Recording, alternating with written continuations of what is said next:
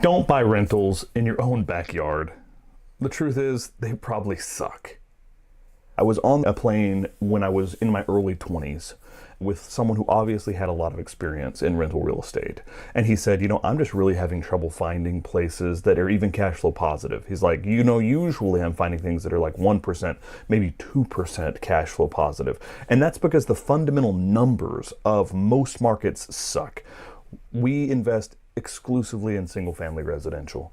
At Bedrock, we have helped our clients buy between 4,000 and 5,000 single-family residentials over the past 15, 20 years. What I want to do is walk you all through a really quick hopper, a really quick filter that we use at Bedrock to establish, is it a good rental or is it not? The quickest way you can possibly look at it and see for yourself, does my market suck? Is my market not even the right place to invest in rentals? That doesn't mean you shouldn't invest in rentals. It doesn't mean you shouldn't be in the real estate game, because I personally think that everyone should be in the real estate game, because it's in many ways a rigged game, and unless you get into it, you're just going to get crushed by it. I'm just going to call a spade a spade. All right, now that I have the ability to write on the screen and kind of show you all what I'm after, here's some things you need to consider. When you're considering single-family residential, which is our specialty, you need to really consider some basic numbers. And it's not rocket science, and I'll just show you all behind the scenes the way we look at it. The fundamental question is, what makes a piece of rental property profitable? Okay, and in my opinion, there's a bunch of different aspects. Let's say there's 12 or 13 different costs, right? And there's 4 or 5 things that you can really control for, and then there's a bunch of things that you just can't control for. You can vet a property manager to high heavens. They may not be very good at the end of the day. We've had that. You can vet your tenants to high heavens. They may end up being terrible tenants at the end of the day. We've had that. So there's only so much that you can really control for. What you can control for is what you're buying up front, right? You can control for, hey, this is the type of property we're buying. Does it have the metrics? If everything goes well, are we going to make some money? If everything goes poorly, what's our risk mitigation? We were in a pretty good shot, under expectations to actually make some money. So if things don't go well, okay, the downside is very similar, right? The downside on pieces of rental property is very similar. I get a bad tenant. They kick the hell out of my place. I end up having to evict them. It's going to take me, depending on the state, between 4 to 8 months or a year and a half, depending on the state. And I'm eventually going to get the property back. I'm going to have to fix it up, depending on how much they've kicked the hell out of my property, right? And then I'm going to have to fix the property up, and I'm going to have to rinse and repeat the service. Now, a good property manager can help you mitigate some of that by vetting tenants well. We've had great property managers. We've had terrible property managers. So we've done both of those stories, and we'll tell some stories in the future about like our worst property manager. They're bad, man. I'll just go ahead and say it. The worst property management experience we've ever had was actually coupled between 2 property managers. It was Mind in Indianapolis, and it was Evergrow in Indianapolis. I would not do business with either of them again. No way, no how in a million years. They have both proven just so bad, and we've had such bad experiences with both. And I'm not going to trash on them more than that. I'm just going to say I would never do business with either of those 2 companies again. Mine is a segment of Homeroom, which has this big flashy marketing campaign. They're like, hey, we'll do everything. Bull crap. All right. I have never had a client lose so much money that did not work with those 2. Evergrow, sorry. Terrible tenant placement. Out of 5 tenants placed, 4 got evicted. That is crap. That is crap vetting for tenants. Sorry, call a spade a spade. You placed 4 tenants, 5 tenants, 4 got evicted. Total garbage on your tenant vetting process. I would never do business with Evergrow again. I would never recommend anyone do business with Evergrow. My apologies. Mind started out really interesting. And we did a lot of business with Mind, and they were a part of Homeroom, and they had all this money, and they did a $300 million funding round through some muckety-muck, BankSoft or whatever, and it looked so promising. They effectively built a business that I would have built, but when I looked at the model, I was like, I don't think that's possible. I don't think it's possible to go out and become a property manager all across the nation all at once, because so much of property management is local fundamentally, right? And so Mind, oh my gosh, They got huge. They opened up market after market after market. They didn't have local talent on the ground. They didn't have good personnel systems to make sure that they were going well. They built really incredible soft systems. Their reporting was amazing. Their promises on paper were amazing. Hey, we'll pay if the tenant doesn't pay. We'll pay if it gets evicted. We'll pay, we'll pay, we'll pay. Their fees were reasonable. Like I thought Mind really had the world by the tail. And so we used them in Charlotte, we used them in Florida, and then we used them in Indianapolis when we opened up the Indianapolis market.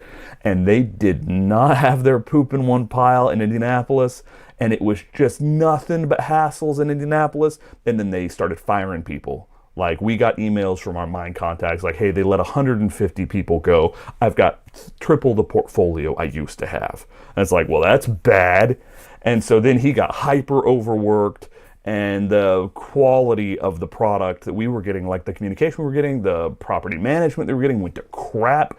And then after all of that, he left. And so we got assigned someone totally new with some problems that Mind kind of inherited from Evergrow, because we went from Evergrow with all these bad tenants to Mind, and we'd had a good experience in Mind in Florida and Charlotte.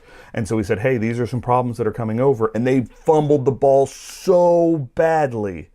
They just fumbled the ball so badly that we ended up with like $100,000 in damages and evictions that shouldn't have been there, and tenants were gone and they didn't even realize it. Like, they could not have fumbled the ball more badly as a property manager. However, in most states, your property management agreement, the standard property management agreement, holds the property management harmless even in cases of gross negligence.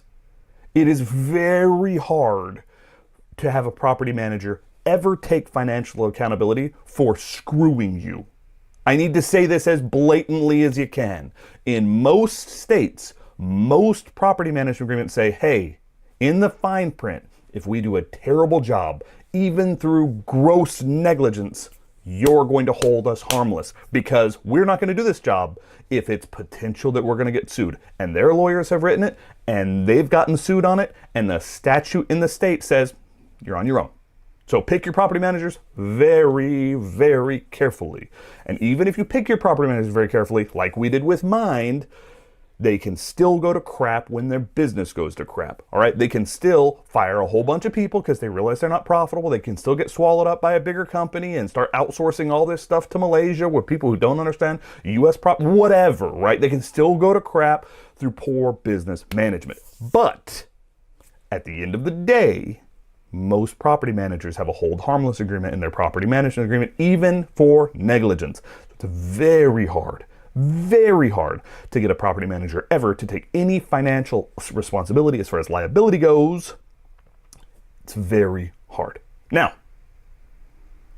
I was supposed to be talking about what makes a piece of real estate profitable. So let's go back to that. All right, so what makes a piece of real estate profitable at the end of the day boils down to some very simple math. All right, I'm Jeremy Watson. I run 7 companies right now. My baby, the first company that's ever gotten big for me, it's worth a couple $1 million right now, depending on how you count it, right? Is Bedrock. Bedrock Investment Properties is actually 2 companies. It was my idea. I hired a partner really early on. He's been a fantastic partner, but this has been my baby. Bedrock's my baby. We love it. It's growing. That's great. At the end of the day, I was in financial advice for about 10 years before I started Bedrock. And the reason I started Bedrock is because I advised on like $300 million worth of assets. And this is what I saw day in, day out. All right, people's net worths, all right, their whole shebang. I saw for the most part, they had stocks and bonds, all right, they had 401ks, they had everything else, some were company founders, and they had their real estate. All right, and their real estate was easily 50 to 70% of people's net worths. So people's net worths, where they actually made their money, where they actually became millionaires, was real estate. It was over and over and over. It was real estate. And I was at a financial services house where we offered insurance and annuities. We didn't do anything with real estate. And so I sat down with a bunch of firms. I asked my firm, hey, can I be the point man and kind of find us a real estate product? Because I'm seeing all this trash come across the desk. As far as real estate goes, can I go and sit down with some CEOs and make some strategic partnerships? Because we need a real estate product. We need a product to fix some of this crap. Because I'll show you on this call, like, There's some real crap in real estate that's never going to math. It's never going to math out because the fundamental numbers don't work. And the fundamental numbers aren't even that hard to get to. All right. So I saw a bunch of real estate that needed help. I realized I could make great money if I could crack that, if I could figure that out. And so I founded Bedrock. All right. Here is the number one secret to buying rental property. I'm just not even going to bury it. All right. This is the number one secret to buying rental property. Period. It's called the 1% rule. And anyone who's ever invested in real estate gets the 1% rule. Basically, you should get 1% of the value of the property in rent. I don't like the 1% rule because it becomes very hard to understand the flexibility is vertical, like up and down from 1%. Okay, if 1% is the ideal, is 1.5% better? Or is 0.75 better, right? 1% easy. We all get it, right? But is like 1.5% better? Like 1.5% of rent, of 1.5% of the net worth, like 1.5% of the value of the property per month. Okay, that's better. So the higher the number goes, the better, right? But then how do I get to that number? The math to get there is like, okay, it's just taking a bit more work. Like the 1% is super easy to get to. 1.5%, it's like, okay, so I'm going to divide the rent by the whatever, and I'm going to get to this thing. We use a GRM, which is the same exact metric. We just phrase it a little bit differently. We talk about gross rent multipliers all the time at Bedrock, all right? And gross rent multipliers are easy to arrive at. You take your rent, you multiply it by your gross rent multiplier, and that should be your purchase price, all right? Rent times GRM should be your purchase price. Right now, Bedrock is buying between kind of 130 to 160 GRM. We're happy at those numbers. We've bought as low as 75 GRM. We've bought as high as probably 160 GRM. Anything in that bracket is worth considering. All right, anything in that bracket. If it gets over that, fundamentally, you're not bringing in enough rent to cover all the expenses. And what you're going to find is if you get over a 160, that's where we play the game, right? If you get over 160, you're just going to realize that there's no profit in the asset because there's all these ancillary fees that just show up. And so rent times GRM equals purchase price. So that means if you're going to look at a property and you say, hey, I can get $2,000 a month in market rent on this property, right? I can get $2,000 a month. I'm pretty sure that seems to be market. You multiply that by 150. I'm going to use 150 because it keeps the numbers nice and round. I should consider spending no more than $300,000 on that. It's pretty easy. If you're taking the rent approach, you just say, okay, what is market level rent? I'm going to multiply it by my 150. That should be what I'm intending on paying. All right. Or you can reverse the math. You can reverse the math and you can say purchase price divided by rent equals my GRM. All right. $300,000 is what I'm looking at. I've done my market research. I think I can get roughly $2,000 a month on that. And so my GRM is 150. Okay. The nice thing about a GRM is you can kind of flip it around, whether I'm approaching it and saying, what can I get for rent in this market? Or whether I'm approaching it and saying, here are my purchase prices and here's my rents. How can I boil that down to one number that I can say, hey, this market's hot trash or this market's great? And so let's just do this together so you can see how I think through looking at a piece of real estate. I'm going to open up two sites here, okay? I'm going to open up Zillow. And Zillow has a whole bunch of problems, but the truth is I like Zillow. I use Zillow all the time. It's democratized a lot. And we're just going to choose Asheville, North Carolina. Okay, we're going to choose Asheville, North Carolina, but I don't want to go in this way because I don't want limited to Asheville, North Carolina. So what I'm going to do is I'm just going to go in to like a whatever, and I'm going to try to figure out how to get to, to a map. This is really what I want, all right? So I want to get a map.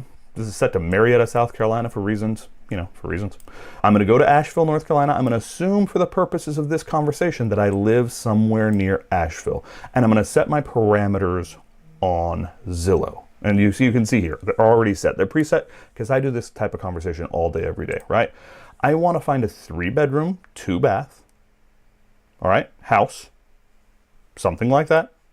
I want to be under $4,000 a month of rent because I do not like rentals that are enormous and executive homes or whatever. I'm going to say, okay, let's keep my cross section. I want to be the maximum number of renters to the maximum number of first-time home buyers. I want that cross-section because when I exit this property, I don't want to be locked in because the only person who wants to buy that property is a renter. right? I don't want to have to sell it to a fund. We've done that at Bedrock.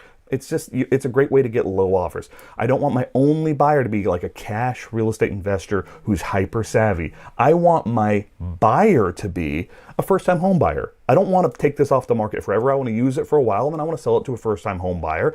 And by selling it to a first-time home buyer, I'm able to not keep that house off of the market forever. I'm not depleting inventory forever.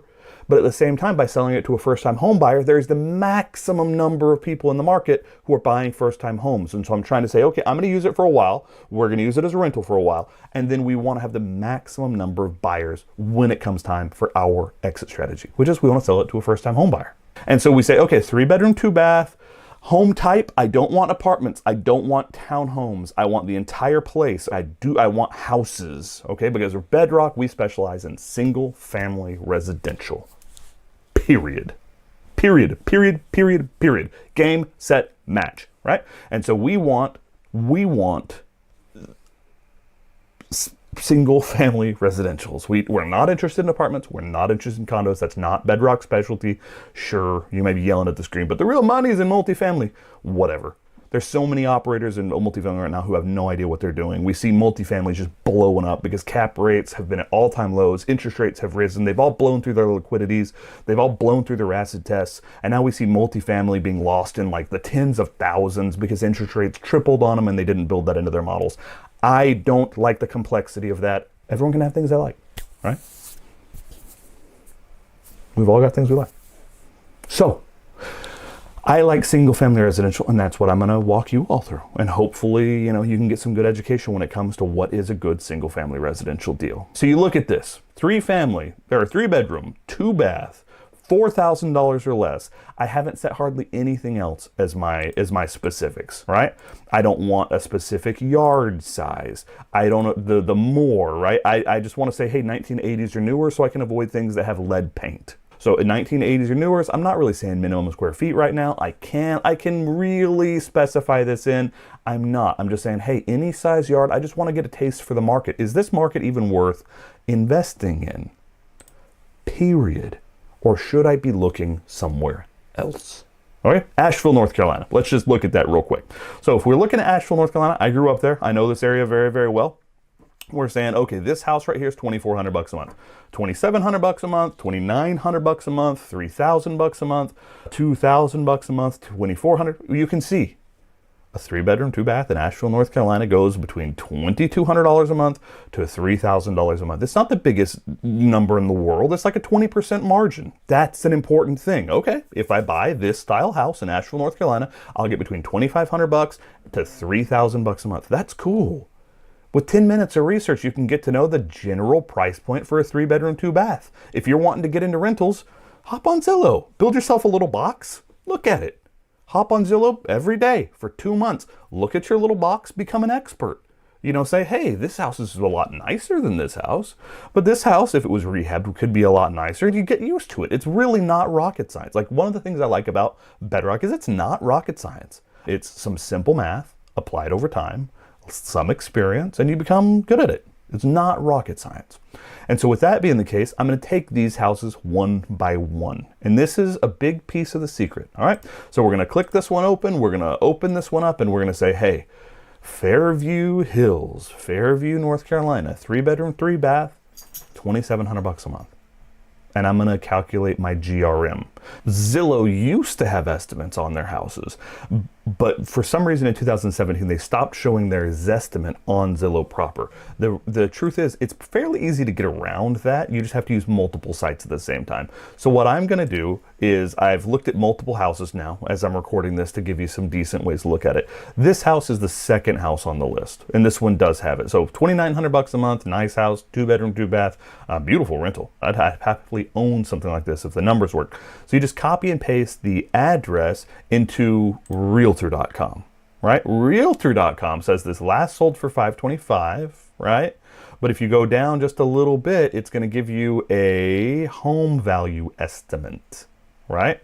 And what they're saying is listing price median $595, right? So it gives you at least a ballpark, right? Every market's a little bit different. I actually like Realtor's kind of Zestimate real estimate. I like those a little more in Salt Lake, where I've done a lot of business. I like them more in California, where I've done a lot of business. But you can do some simple research and be like, okay, what do we think this is worth? I'm going to go with $595 for the purposes of this conversation. And so I'm going to get my GRM. The way you get your GRM, again, is you just calculate it out. You take the purchase price, $595,000. You divide it by the rent you think you can get. Oh, wait, we're looking at this one. $2,900, all right? So you divide it by the rent you think you can get. $595,000 divided by $2,900. That is the math. And it comes in at 205. Now, what that math actually means is I'm spending $205 for every dollar of rent I am buying. All right? I'm spending $205 for every dollar of rent I am buying. And it's over 150. The math works really well up to 160. As soon as I see that number is over 160, I'm looking at a different property in the market because it's over my box. Does that make sense? I want that number to be lower. I want to be spending $100 for every dollar I'm getting in rent. I want to be spending $75 for every dollar I'm getting in rent. 205, I know the number is busted, right? And as soon as I know the number is busted, I need to look at a different house or a different market because the math is never going to math at 205. I just need to be clear. Now, in the future, my tune may change. There was a time when we bought a whole bunch of houses in Idaho for like $75 per dollar, 75 GRM, 80, 90 GRM. My best friend in the world has 30 houses up there still. There was a time where in 2010 in Arizona, the team was buying hundreds of houses at 50 to 75 GRM. Those times have passed. The market has inflated. We haven't seen a big recession since then, a big depression since then. Right now, I'm willing to look at something under 160. As long as other factors are not negative, I'll look at things under 160. Let's just look at another example. All right, so we back up to this page. We know now, okay, 100 and 200 GRM. Let's just look at that one and see if we can get a Zestimate, all right? So we pull that address, we just copy and paste that right into Realtor.com, and we hope that Realtor.com has an estimate on it, like their version of a Zestimate. And so we're saying, hey, estimated value, thank goodness, $669,000. Fairview Hills, I can get $2,754. And so that's all I'm going to do. I'm going to crank out my calculator. I might build a little simple spreadsheet where I say, hey, I'm looking at buying this house for $669,000. I'm going to divide it by potential rent, $2,750. My GRM is 243. My max is 160. I can't tell you more cleanly than that. I'm never going to buy this house. I'm never going to put this house in front of an investor because this house is not going to math. And the reason is I'm having to spend $243 for every dollar of rent I get. And that's the sneaky thing. Asheville, North Carolina, not a good rental market. Not a good market to buy rentals. I can destroy that number in Oklahoma City. All right, and I'll show you just right here, right now. I don't even know where Oklahoma City is. Kansas City, Oklahoma City. Okay, there we go, Oklahoma City. Let's just do the exact same thing. Let's just zoom in on Oklahoma City. I have the exact same filters set up, right? Fairview, North Carolina, that's some bull crap, all right? So I'm just gonna leave all of my filters the same. This is the beautiful thing about Zillow. I'm gonna zoom in on Oklahoma City and I'm gonna say, okay, that is one of the markets where Bedrock is buying. I'm loving the stuff we're seeing in Oklahoma City. It's nice enough, it's new enough, it's got a good blue collar, diversified job base. Like there's a lot of other things that matter. The thing that matters most is does the math even work on the highest level? If the math doesn't work on the highest level, all that other crap doesn't matter. Landlord laws don't matter. Tenant laws don't matter. Eviction proceedings don't matter. Property management in an area doesn't matter. Renovation cost doesn't matter. If the fundamental GRMs are too high, then I shouldn't be looking in that area to begin with. And that is a very important thing to understand. So I'm just going to zoom in. Oklahoma City. I'm doing the exact same search that I just did. I haven't reset any of my filters. I haven't done anything. I'm still looking for 3-bedroom, 2-bath, rentals, mass cross-section, the number of renters versus the number of first-time home buyers. I'm looking at the same exact thing. And so let's just look at it. See, I don't care which property, because I can see they're all kind of between 1,300 to 2,000, right? Same thing we saw with Asheville. Same thing we saw with Asheville. All right? They're all in a similar box because the rent is very market driven. And so we just look at it and say, okay, let's pick this one. Let's just pick one. Edmond Street, Oklahoma City, $1,650. Cool. Edmond Street, Oklahoma City, $1,600. Let's just drop that bad boy right into the old realtor.com to see if, and hope and pray that they have a estimate, their version of a zestimate, right? $250,000. Interesting. We can already see that that's closer. Like, I can already see that that's closer just by glancing at it. So let's pull up our old handy dandy calculator. Okay, we've got $250,000 divided by, what's our rent? It's currently entered for $1,650. Divided by $1,650 of rent a month. 151. That means I have to spend $151 of my money, or my investor's money, for every $1 of rent I'm buying. Or I could go invest in Asheville, North Carolina, and I'd have to spend $200 to $243 based on the examples we've already looked at. Now you might be saying, but Jeremy, you cooked this. You went and you found the thing, you prepared for the recording, you're choosing something that just proves your point. I didn't.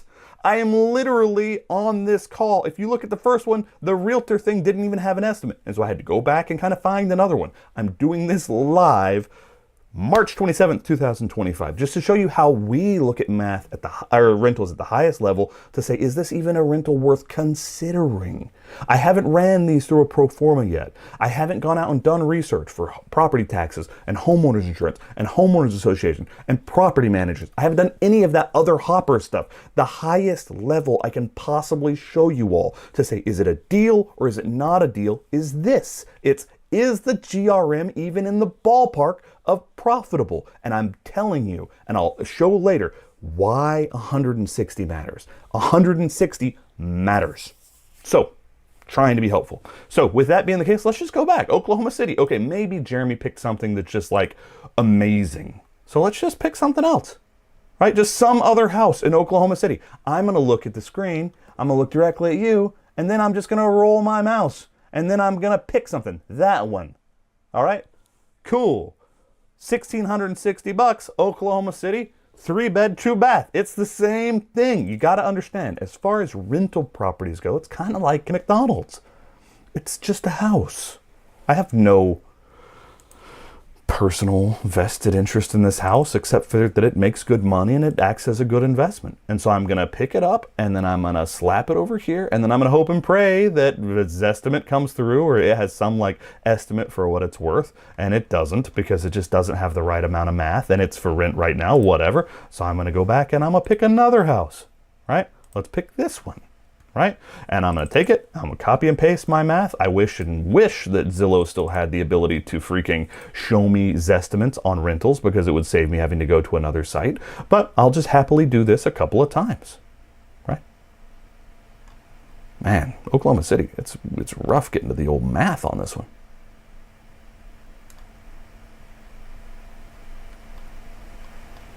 Request a tour. I don't ever use realtor.com. All right, I'm gonna have to pick another one. I could probably get it faster if I was just using like another site. Let's see if another site gives me a better, faster Redfin. Let's go to Redfin and see if they'll give me, Redfin, my new favorite site to pair with Zillow, because they'll give me a freaking estimate. Just an estimate. I don't want the thing. I don't want the whole world. I just want like a ballpark. I don't care if it's 20 or 30% off. Look at that. Estimated sales price, 270 to 360. I'm fine with that. Okay, so we just take it, drop it back into that. 287 is our purchase price. $2,000 is our monthly rent. All right, let's go and do it. 287 divided by 2,000, right?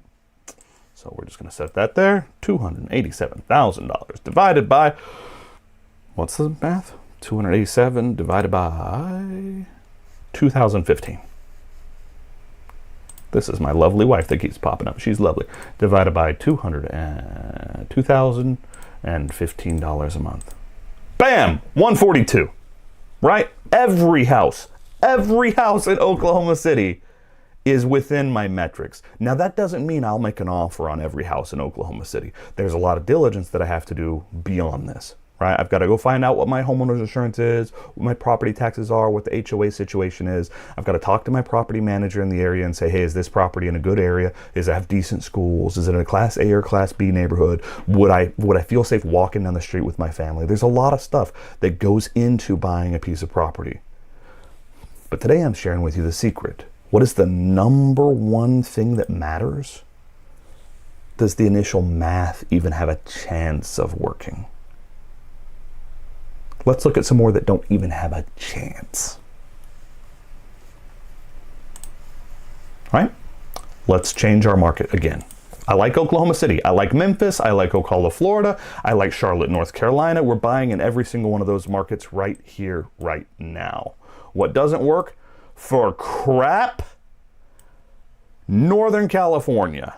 All right, this is the whole reason I started Bedrock. If I'm totally honest with you all, this is the whole reason I started Northern California. Because if you remember from the first of this conversation, I was in kind of financial advice adjacent, and I was sitting down with people, $300 million of assets. And most of those assets on their balance sheets was real estate. And as I looked at real estate after real estate after real estate in Northern California and Southern California, I realized there is a huge problem because these rentals are hot garbage. They are smoking hot garbage. They were bought as retirement assets, and because of the conditions in California, the value of the assets has gone to the moon, and the rental of the assets is terrible. Terrible. So let's just look at a couple because it's hilarious, all right, and tragic. And I just looked at hundreds of millions of dollars of this, and I said, there's got to be a solution for that. And as I looked for a solution, I couldn't find one. So I built one. I freaking built a solution for this exact problem. All right, so let's look at the problem. All right, you can see I haven't changed my filters. It's still on 3-bedroom, 2-bath, $4,000 or less. Actually, in California, it might be more. So I'm going to up my filter. I'm going to say, hey, less than $6,000 a month in Northern California. I don't want to artificially skew the math here because in Northern California, let's say $8,000 a month. All right, like let's really give them some room. Right? Because maybe there's a lot of rentals in Northern California that are like $7,000, $8,000, $20,000 a month. Now you can see from the right side, that's not the case. All right, a 3-bedroom, 2-bath in Northern California kind of caps out at $4.5 grand, right? It kind of starts at $2.5 grand. And we can go down the list at every single rental in the region, and we can see that that's the case. Between $2.5 grand to $4.5 grand, mostly between 3 and 4, right? You can get used to a region really quickly by just looking at the box, defining a box. If you want to say, hey, I only want to invest in 4-bedroom, 3-bath, just change the numbers. I don't. And for this purpose, I'm trying to keep the box the same, so it's not like, well, he's changing a million variables. How dare he? And so I'm just trying to say, hey, this is some really easy ways to understand what's a good rental and what's not. All right? So let's just look at this one. All right? Pick one. Just pick any. All right? All right. Nice rental. Okay, cool, $4,200 a month, cool. We take that, we drop it into, I'm gonna say Redfin's better for now. I'm gonna drop it into the old Redfin. It's gonna say $1.1 million. That's what I'm looking for. $1.1 million renting for $4,200 a month. $1.1 million renting for $4,200 a month. This is what I saw over and over. 1.1 million divided by 4,200, 261. So it's more expensive than Asheville. It's more expensive than Oklahoma City. It's more expensive than Oklahoma City by almost double. That's rough. That means I'm spending $261 per dollar of rent that I'm generating. That doesn't take into account that California is one of the least landlord-friendly states in the nation. It doesn't take into account that California's insurance is some of the most expensive in the nation. It doesn't take into account that California's property taxes are some of the most expensive in the nation. It is starting as a failure because it's more expensive to buy the house than anywhere in the nation. And as a cash flow asset, which I would hope you're buying, there's a way to invest in real estate where you're just counting on appreciation. And anyone who bought California real estate back in the 70s has made millions and millions and millions of dollars that way.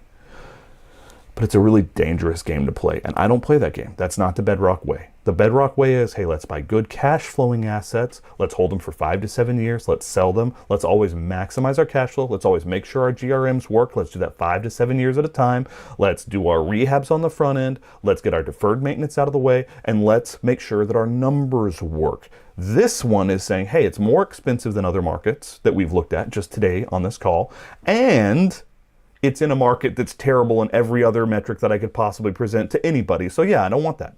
I don't want that. Let's look at another one, just to help you see that I'm not cherry picking one number. Let's look at this. This is kind of fun. Pacifica, California, $6,500 a month. Man, that's a lot of rent, man. $6,000 a month for rent. That's probably like, that house is worth billions, right? No, it's not. Like, let's just drop it into Redfin and see. Redfin says the house is worth $1.3 million. Okay, Pacifica, California, $1.3 million, $6,500 a month. Pull up the calculator, 1.381 million. Divided by 6,500 a month. Bam, $200. The maximum I'm going to spend is 160. It's just the maximum. The absolute maximum I'm going to spend is 160. And the truth is, we can find that. Like Bedrock finds that. That's the reason I say, hey, we're investing in 9 markets. We have 13 property managers. It's because we know that stuff exists. I did a webinar yesterday where we were talking about all the different buying processes and management processes. But the truth is, like, we know we can buy that in Memphis, Tennessee, you know, $205,000, $1,500 a month, 137 GRM. That's a property we bought, right? Farmington, Arkansas, right outside Bentonville, $270,000. We spent $207,000 for it, $1,400 a month, 149 GRM. After all the vetting, we actually bought it, or I think we bought it. Yukon, Oklahoma, right outside Oklahoma City, $231,000. We're renting it for $1,700 a month, 136 GRM. You'll notice I'm shooting lower than these numbers kind of every step along the way. But that's how you buy a good piece of rental real estate. The first thing that matters, here's another one, Ocala, Florida, $289,000, renting for $1,950 a month, 146 GRM. I would never buy something in those 200, 250. I've seen things in Northern California as high as 600 GRM, 700 GRM. I'm spending $700 for every $1 I get back in rent, even if there was no property taxes, no homeowners insurance, no homeowners association, no rental damage, no vacancy, no repairs, no reserves. Even if every single penny that I ever made came directly to me and didn't stop at anyone else's fingers between them and me, it would still take me 700 months to get my investment back. It's 12 months a year. 700 months, 120 months is 10 years. Like the ones we've looked at, even if they didn't stop anywhere else, 240 months is 20 years for me to even get my investment back. If no one else, if there was no other expenses, it's just impossible for that to work. And in single family residential, keep it under 160. Pick your markets first and foremost. Make sure the fundamental numbers work before you start investing in real estate. There's a lot of people out there who will say, hey, buy my course and I'll teach you how to invest in real estate. Feel free to follow along. I'm going to try to do my best for free. We've got 7 companies. We've got Turo companies. They have their own benefit, right? Turo cars, we love, great depreciation. Great mileage, great deductions, good cash on cash. We were rehabbing properties. They have their own strengths and weaknesses, right? Big chunks of cash, big, huge plays, bigger risk potential. You know, Airbnbs, we have a couple of those. We're arming up a couple more of those. Each of these investment styles has their own benefits. I like them all for different reasons. But I'm not that guy who's just like, I know everything about this. I know a lot about this. But I'm not that guy who's like, I can't lose, because I have lost. I have gone from rags to, I'm 42. I've gone from rags to riches 3 times by the time I'm 42. I have become a millionaire and I have lost millions twice by the time I'm 42. And all I can say in all honesty is, hey, if you want a good piece of real estate, the first place you should start is the ratio between your rent and your purchase price, because if that's off, nothing else will work. It's like marrying your sister, right? You messed up in the very beginning. Like if you did one thing wrong, no, it's not going to work. You've just messed that up. And so, you got to make sure that first ratio works. How do you spot a good piece of rental property? You do some simple research. You set a simple box. You research your market. If it's more than 160 GRM, you just call Bedrock. You just call us, because we'll be like, hey, how about we show you 30 properties that all are better than that, 40 properties that all are better than that. And if you want to do it passively, yeah, just call my company. That's all we do. We just help people buy properties all day long. Of course, that's part of the reason I have this channel. Of course, that's part of the reason, because I like helping people buy properties, and I don't know infinite people, but we do know how to buy rental real estate. There's another example in freaking Oklahoma, $250,000. It was renting for $1,600 a month, 150 GRM. There's another example in Oklahoma, 215 purchase price, 16,500, 130 GRM. It's not rocket science. What I would say is you've just got to make sure that you understand the very, very, very basics. And the highest level hopper I can give you is take your purchase price, divide it by your rent, get your GRM. If it's over 160, walk. Take your rent, multiply it by 150. That should be your maximum purchase price.